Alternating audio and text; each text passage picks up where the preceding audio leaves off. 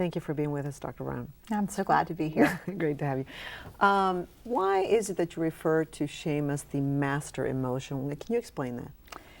I think shame is probably the most primitive human emotion that we experience.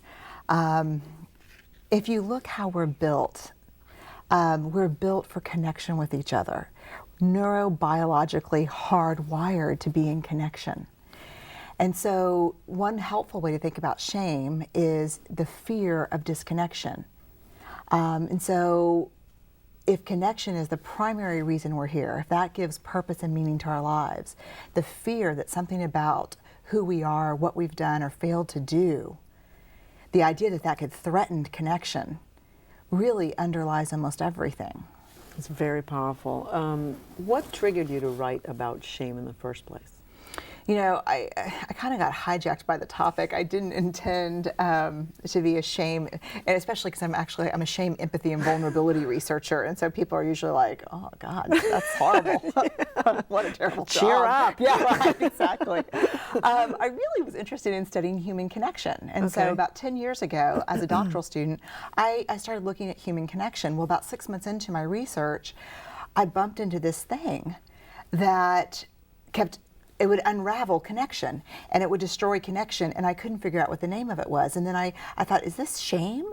And I started looking at it in the literature, and I thought, God, for such a powerful emotion, there's not very much work on it. I said, let me spend 6 months just looking at shame and what it is, because I couldn't find a definition that spoke to me in a way that fit who I was in my life, professionally or personally. And so then, 9 years later. And what was that definition? I know it's a long definition, but it's simply. not, I mean, I think, here's what I think is hard. I think we have heady academic definitions for shame. But here's the thing. Shame is not something to be known by our head. Shame is a full body, heart emotion. Everything. And so everything made sense to me academically, but in terms of trying to juggle my life as a mom and an academic and a researcher, and all the complicated things that I am, nothing spoke to my heart. And so I wanted to go out and build a definition based on the stories I heard from people. I'm a qualitative researcher, so I do long interviews.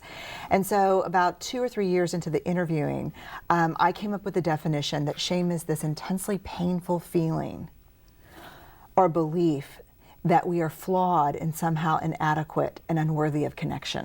Interesting, okay. And so that made sense to me. Right. Has our culture changed with regards to shame? Yeah, I think it has. I think that one thing that stayed constant is we've always been afraid to talk about shame. What I'll tell people is, here are the 3 things you need to know about shame. We all have it. We're all terrified to talk about it, and the less we have it, the less we talk about it, the more we have it. But our culture, I think what happens is because we won't have real honest conversations about it, yet we're so hungry to understand it, we've turned it into entertainment. We've turned it's really become this kind of underground perverse thing. Reality television, for example.